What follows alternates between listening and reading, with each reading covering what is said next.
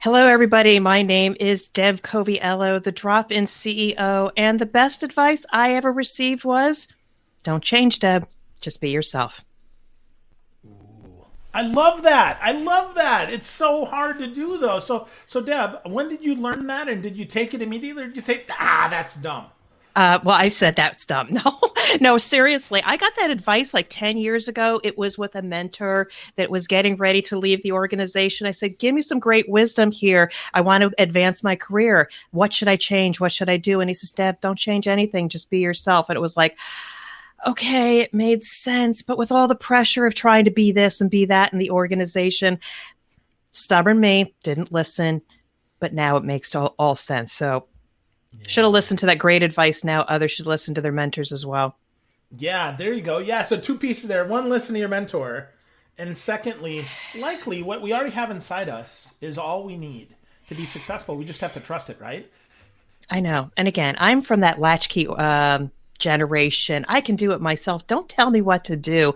That I was always so stubborn. But you know what? I am now starting to pause a little bit, listen to what people have to say to me, maybe not directly, and just think about what they say, because maybe they're just giving me a gift. They're giving me some advice because they care about me, and then I'll run with it. So keep it coming. I'm looking for advice and some words of wisdom from anybody. Cool. Well, today it's your turn to share some words of wisdom. As the drop in CEO, this is really interesting to me that you're going to share a bunch of stuff here about quality and operational excellence, as well as how you've navigated through some of this crazy stuff. So, was this like your first career? You always been an OpEx and quality, or what? Take me a little bit through your career and how you got to where you are today. All right. Well, started out as a geeky STEM science and technology professional, started out in biology, said, don't want to be a doctor. I'm going to go into engineering so I can get that high paying job. And you know what? At the end of the 80s, I'm going to be dating myself. Yes, there were a lot of high paying jobs, paid the bill, got me on this great career. And then, got that fantastic job. I was the head of quality for a major organization. I also had the head of operational excellence. As you can see, I've been primarily in the manufacturing world. I love creating nothing or something out of nothing. But then I hit a wall. I said, I'm not the smartest person in the room. I said, I'm much better at removing barriers and leadership and helping others to reach their potential, giving advice like that mentor that I should have listened to a while back. And then I spun off, left it, and then said, I'm going to start my own business. I can help others doing the same exact things, doing it on my terms. And then I found myself lost, really lost, because I said, how do I start a business? What's networking? What's my 30-second elevator pitch? What's my market? Who do I solve? Yada, yada, yada, all of that stuff. And then I came upon this podcast host that says, Debbie, tell me what you do. And I said, I'm like the drop-in CEO. I drop into situations for many, many years. And now with clients, I drop into a situation like a drop-in CEO that I knew in the past. I assess the landscape. I partner with the business leader. We fix the business problem, OpEx, quality, whatever, and elevate the people because they have to hold on to this thing that you fixed. Hence the drop-in CEO. And I didn't own it because I said, wait, I've never been a CEO before, even though I've been a senior business leader of a major organization. But you know what? It was the mindset thing. So as soon as I got over myself, which was another piece of advice, the drop-in CEO brand was born as part of Illumination Partners. So that's the short story, but happy to share more. Yeah. Wow. So that's very interesting. There's so much there to unpack.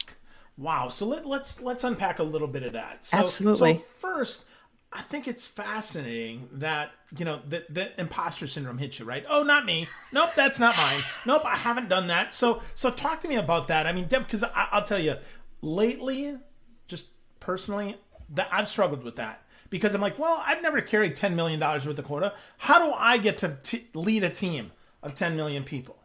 Right? I don't know that that's possible. So talk to me about that. How did you overcome that? Okay, well, just like AA, I'm a recovering imposter syndrome person, but I challenge that because, the only person holding yourself back is yourself. But, to go to my other mentor, get over yourself. That was the other piece of advice I received in the last couple of years. Thank you, Peter, for that advice. Get over yourself. When I left corporate and I said, how am I going to start my own business? I started reading, podcasting, exercising, etc. And then I realized, you know what? I'm the only one that's saying, I can't, I haven't, I don't, I've never. And then as soon as I realized, I said, just stop it, Deb. Just stop it, Deb. All you have to do is learn something new. So I started networking. I got my first 3 clients in the first 6 months, and it was all because of networking and having the bravery to stumble over my words. And eventually I landed on that 30-second elevator pitch. It first starts with just believing in yourself, saying, you know, I was good in corporate. I was good before, and I will continue to be good again. I just have to be able to get my voice out there and let other people know. So a little bit of soul searching. I got a husband that I should probably be paying royalties to help me get over things. But it just takes a little bit of that mindset shift and get rid of the N apostrophe T in your vocabulary. Get rid of it. The N Int. apostrophe. The int. Oh, I can't, I won't, I've never. Get rid of that. That's the first thing you have to do. Just say, well, I can, I will, I should, I may, I'll try. Get rid of the N apostrophe T. There's no room for it. that's great. I love that. That's simple. We can do that. So, how do you do that though when you're not a people person, right? If you're not a networker, I mean, you said you come from STEM, and yet I read your bio and I read your mission, and you're all about the people. Come on, Deb. Engineers aren't all about people, are they? Well, I'm not the average engineer. I'm Deb Coviello, the drop-in CEO. But here's what it is. You think that you can't network, but we got this going on here. So obviously we can network, we can have a conversation. It's just about being comfortable with yourself and being an engineer looking for the data. How can I connect with that person? Where do we align up and some things like that? Really, you know what? I'm a couple different people. I am a Gemini. Dual personality. When I was a child, you couldn't shut me up. Talk, talk, talk. The teacher said, can you just keep her quiet? She's getting a little bit disruptive. And so somehow over time, I lost my voice. I said, heads down, be a good girl, study hard, get my science and engineering degree, and let me solve the world's problems. And every time I would speak up in society, somebody might not like what I said. So I got quiet again. And you know what? I left corporate. The best thing that ever happened to me is started my own business, started my own podcast, The Drop-In CEO. And you know what? I love speaking, communicating, sharing, exchanging, enriching, and lifting. So, engineer by training and practice, but I don't know, maybe media podcast host for the long term. So Cool. I think people just need to embrace the fact that don't be labeled. Just because somebody labeled you as a STEM professional, introvert, don't own that. Just find your voice. Ah, Somebody will want to hear it. that's great, right? So Yeah. people want to hear your voice. Absolutely. I dig that. That gets back to your first bit of it, right? Kind of get over yourself, right? This is not, I'm not teaching to me here. I'm teaching to somebody who might want to hear my voice, somebody who needs to hear what I need, what I know, right? And I'll tell you that mentor. So I used to push the button on LinkedIn and do a video, and I would say, hello, my name is Deb Coviello from Illumination Partners. I'm here to talk to you about a blah, blah, blah, blah, blah. And so I showed up as that geeky STEM professional authority. And then when that mentor said, Deb, get over yourself, Peter Gorel, thank you. All of a sudden I said, just be yourself. Oh, the mentor from 10 years ago, be yourself. So the hair is not perfect. The smile's not perfect. But you know what? If you got something to say and you really enjoy it and sharing with others, just show up. Just show up. And so this is more of who I am. And I think people are finding more value and resonating with people. People want a person to talk to, not just a talking head. Yeah, I totally agree with that. Yeah. I totally agree. And those videos are super important. So we're going to take Yeah. a quick break here. I'm going to talk about email because it's not dead, right? But it sure can be boring. So let's jazz it up a little bit. Let's, instead of sending those boring, lame emails, let's instead use Vidyard. Use Vidyard to record and send those sales videos, those connection videos, those networking videos to connect with your prospects, move those open opportunities along, and to close more deals, make more money, get your voice out there. So how does video work with Vidyard? Well, 3 quick ways. One, you put on face your name with video. Deb talked about this, right? Hold up a whiteboard, record your face, your screen, or both. for those first touch prospecting videos so they know you're talking just to them. One of my favorite things to do is to repeat back a key takeaway I learned on the previous call or that I learned via research and share it back with them by writing it along with their name on the whiteboard so they know it's just for them. Secondly, if you've got a sales team, share your team's videos using the outreach tools you use every day. Pull together the best videos from shared libraries your team has created in a curated playlist for each opportunity you have and learn from each other. Third, keep track of which opportunities are engaging with those videos so you can follow up at the exact right time and know what's resonating. Check out the stats, see who's watching, see how long they're watching, and integrate this into your CRM so you can see how video drives your sales pipeline development for you and the sales team. So if you're looking to get started, sign up free at vidyard.com/philgerb. That's vidyard.com/PHILGERB. Because these stinking long promo codes of XY5736B, they don't work, folks. Instead, Vidyard makes it super easy. Again, you can go to vidyard.com/philgerb to start using it completely free. As a bonus, get their high conversion virtual sales playbook. That's vidyard.com/philgerb so you can get yourself on video.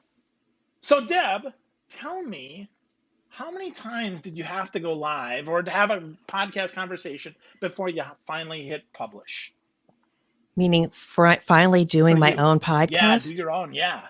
Oh, wow. Well, first of all, I had been doing videos from February of 2020 to finally recording my first podcast episode, November of 2020. And you know what? It was a matter of just push the button, hit record something for 30 seconds, get it out there, get it in and out, and give somebody something of value. But podcasting, oh my, that is something quite different. You are really putting your voice out there, and it needs to be something valuable and resonate with your people. And the crazy thing is that there I have my solo written. I haven't pushed the button. I just get off the phone with somebody who I was a guest on their show. And I say, hey, I'm just really excited about this podcast that I'm going to do, but I just can't push the button. And she said, what's holding you back? And again, just me. So having the right person show up on your life, sitting on your shoulder and says, what the heck are you doing? Why are you holding yourself back?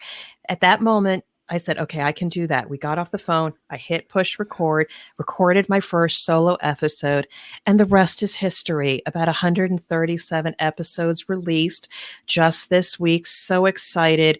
And you know what? I'll keep doing it as long as people want to hear my voice and the great people I bring on the show. So it's about getting over yourself and just push that darn button. Nothing to lose. Wow. Yeah. Wow. Well, that's, and a lot of times, isn't that a lot like leadership too, right? Isn't one of our blind spots that we need to just push the button and just move forward in this? Yeah, I talk about that a lot in my book, The CEO's Compass. It's really, first of all, you got to start with your own mindset. As an engineer, we are groomed to be perfect. People's lives, decisions rely on perfect data. And so that's how we're trained and that's how we communicate. And so we're groomed for perfection. And so it's actually then a detriment when it comes to leadership. And so leaders first have to be able to find their voice. They have to find their purpose. And how am I going to lead this organization? A quick story here. I wasn't always very successful in my roles. But, and I even write about this in the book, I was probably the last region in my particular company. I went to a contemplative place. I said, it's not what I'm doing. There are smarter people on my team, but I need to work on myself. What do I need to do differently as far as my leadership? How am I going to lead the people? How am I going to help the people? And then move forward. And only what I'm going to do with the people was what was important.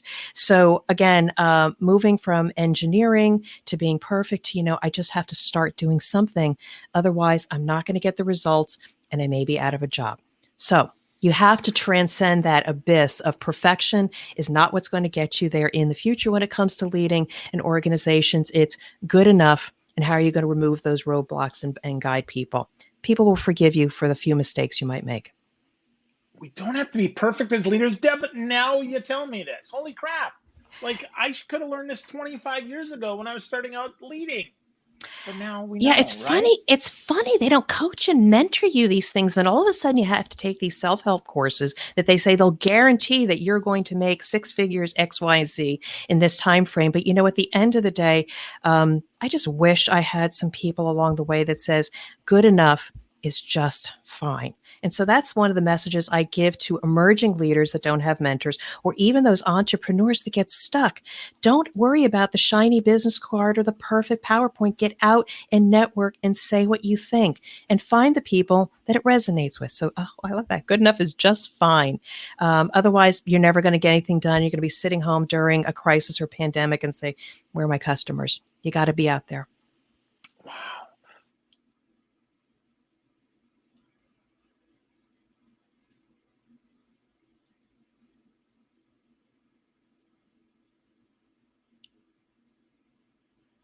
Wow, that's great, interesting to do.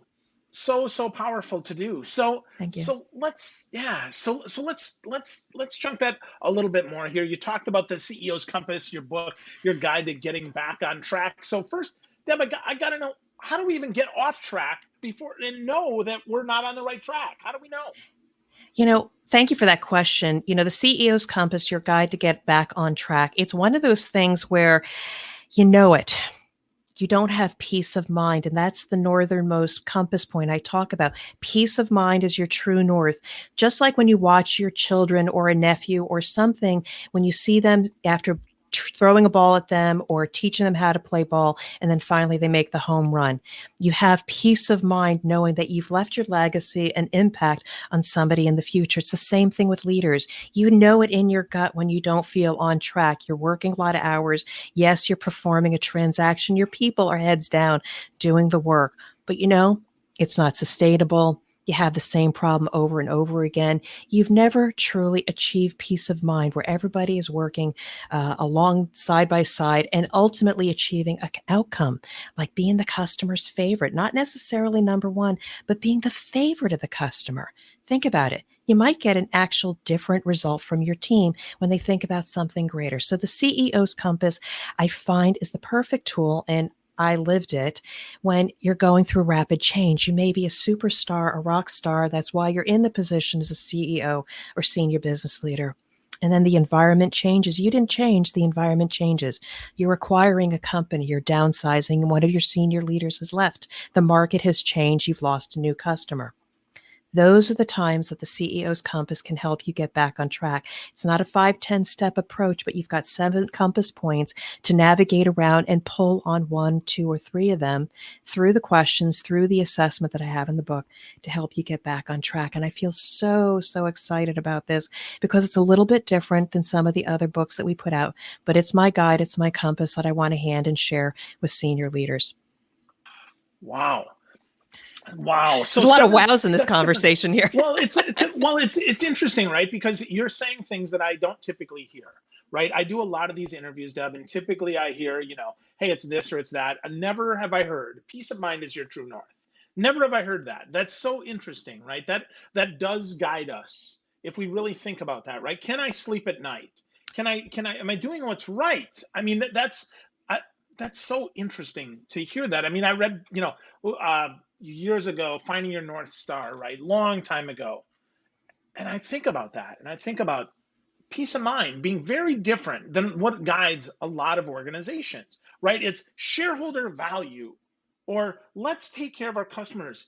But the things you've said, they are wow, because they are different. They're not the same that I've heard. So let's talk about that, right? Let's talk about that peace of mind and how that gets us off track, because being a customer's favorite is very different from being the best. Is that where we have to focus? Is that where we start, or is that later on? Well, those are really the outcomes, but it's about where you start. So if you're a typical organization, say we're going to have 99.5% service, on-time service, we're going to be, 99 whatever in terms of quality, or we're going to have the largest market share. When you say that those are the results or outcomes that you want, people will say, okay, we need to do X, Y, and Z to get there. People heads down, they achieve the goal, you high five, and then you think you're successful. The difference is if you said, I don't care about being number one. I just want to be the favorite. The favorite is the person that we may not be number one in market share or quality, but we are the ones the customers come back to time and time again to help them out of a jam. We may not have had the best quality, but they know we've got their back and we're going to help them get out of whatever the situation is. It's that loyalty.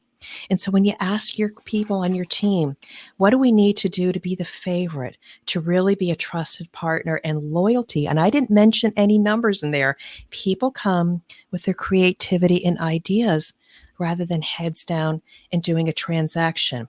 People heads down doing a transaction is all you're going to get. They don't come with their minds. When you say, I want peace of mind, I want to be the favorite, you open up their minds, you lockstep and bring people along, and you get a different outcome than just a result. It's very, very different. And I have stories when I've seen and felt that myself, what it looks like to have peace of mind in an organization. But you just captured another snippet here. Yeah, well, so it's right. So you asked this, right? What do we need to do to be the favorite? What do we need to do to be the trusted partner and to have that peace of mind? That you said that, and I'm glad that you have some stories. I knew you would, right? But I want to hear some of those because that in so many ways that seems very abstract, and yet I know you're going to bring this in for us because so many miss the fact that doing these things actually happen. Not just, hey, this is nice pie in the sky Pollyanna, but really happened. And coming from an engineer, right, that's going to have a lot more than coming from Captain Woo Woo here. So tell me some of how this has happened. Give me some real examples, please. All right. So we may want to improve our quality, reduce defects when it comes to shipping product to a customer. I used to work in the flavor industry. I still work in the flavor industry. So we mix chemicals up to achieve a certain particular flavor or profile, and then customers will put them in their Coke, their Pepsi, their Frito-Lay, etc. We were doing a training video.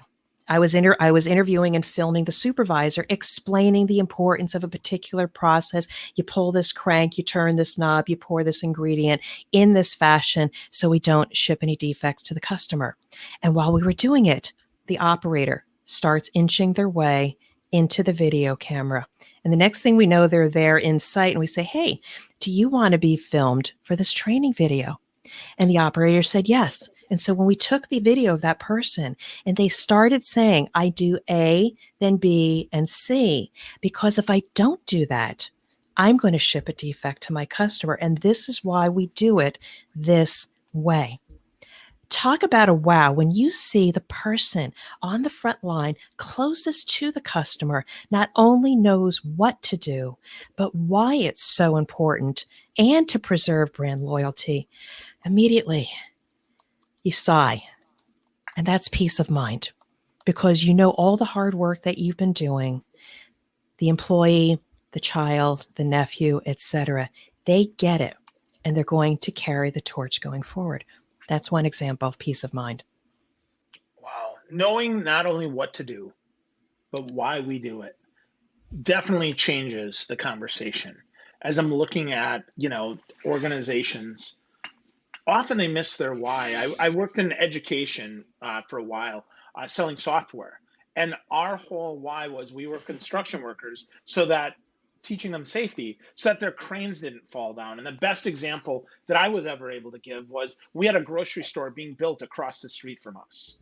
And I shared with them all the different roles that we impacted based on that and how if we didn't train the different construction workers, not the people inside the grocery store, but the people outside building the parking structure, building the building, right? Building the bakery piece, all of that, that if they weren't trained, they might do it unsafely, even though they didn't want to. And it changed the game because we showed them the why. And I love that example for you that came through so strong on that. So give me one more example of how that might happen, please, Deb. So I'm not proud of this story. We had a major quality defect with a customer. We had to go visit them at their home office, I being the head of quality and two of my technical experts. So we went there. We knew we were going to get a tongue lashing. We delivered the information. We explained our rationale for how it happened, and what are we going to do to correct it going forward, and the reason why we flagged it as a significant issue. And it actually resulted in product coming back from the market. It caused a lot of disruption. But at the end of the day, as we're sharing the story and what we did and why we did it, because there was a chance we could have just let it go, maybe not said anything about it. Maybe nobody ever would have noticed the defect. But we chose to speak up. And we explained this to the customer. We got our tongue lashing a little bit. And then when we were done, we said, you know what? We agree with what you did. If it was us, we would have done the same thing. So talk about a terrible situation, but being transparent and just showing your values about doing what we did in the best interest of the customer. We built trust. We continue to do business with them, and we continue to be a trusted partner. That's peace of mind. Wow. Very different Yeah, than being number one.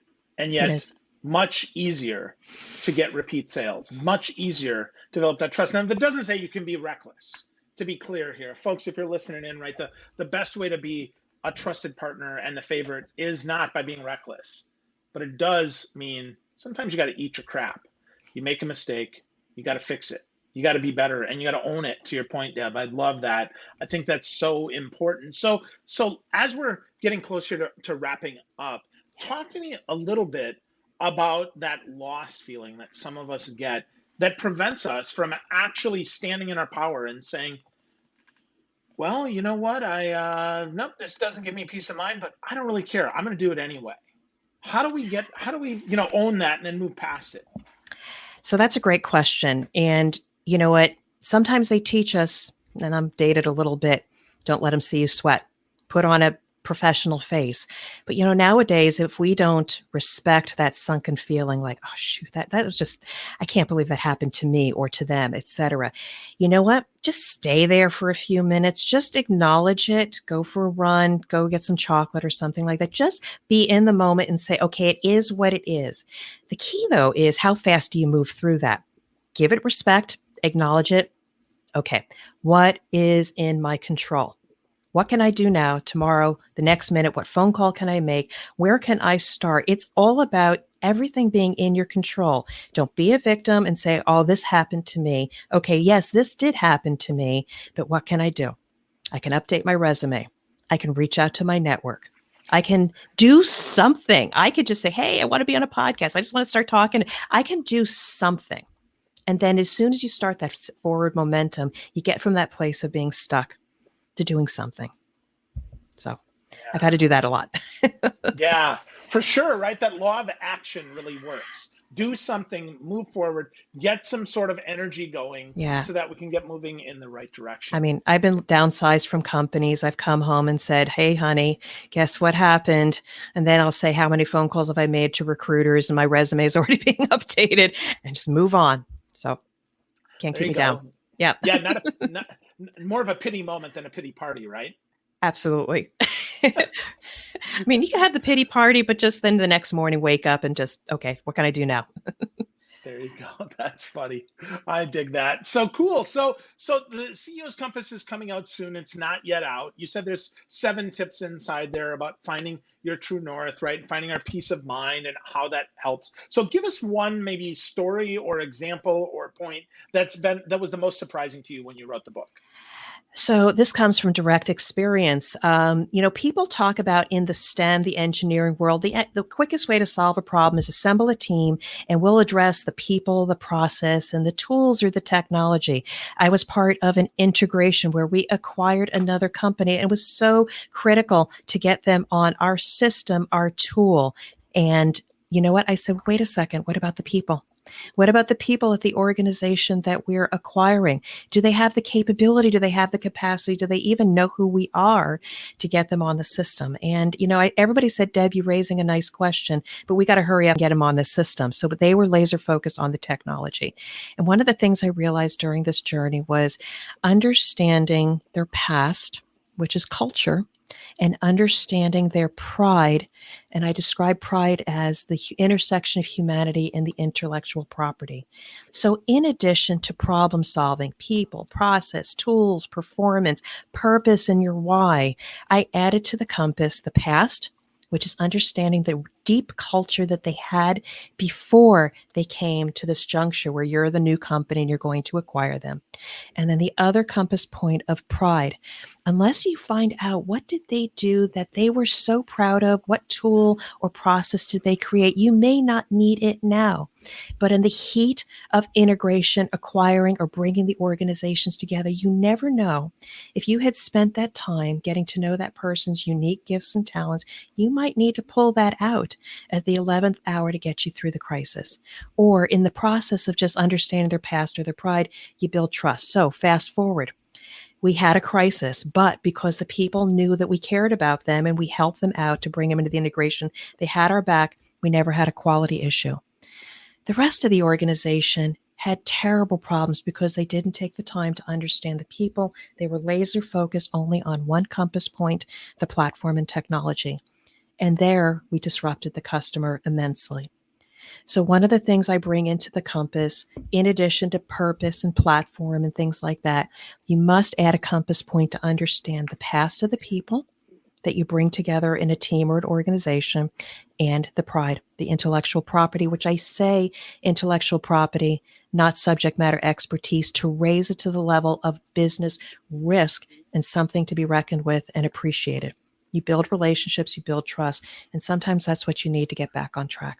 So there's 7, 8 compass points. Those are a couple that I learned through my leadership, and I now look for when I drop into organizations to see if those are buttoned up in addition to the other points. I'd not heard pride described quite that way.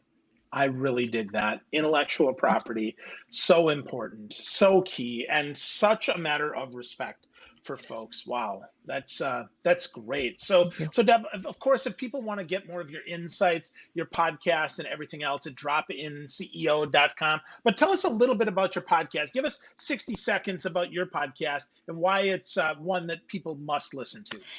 Thank you. So the backstory, Drop-In CEO podcast, insights and inspiration from industry leaders. So I do speak with CEOs of companies who, through their work, have raised people in the process. They're very human-centric leaders. But I also speak with entrepreneurs helping organizations. They're very interesting to me, as well as authors and speakers, because what I'm trying to do is connect with CEOs that I can be a go-to resource for all the people that I'm meeting in my network, the stuck entrepreneur or mid-career professional who needs insights to be able to unstick them.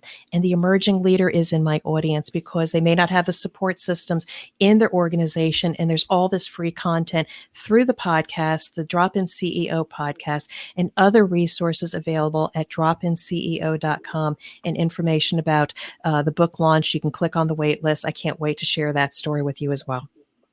Awesome. That's so great, Deb. So much good stuff today. I really, really appreciate all the value you've given. So folks, obviously they can go to dropinceo.com and get goodness. But if there's one platform, if they want to ask you a question or they want to give you some feedback, where would you send them? My sandbox, my playground is LinkedIn. I dabble on Twitter, a little bit on Instagram, a little bit on YouTube.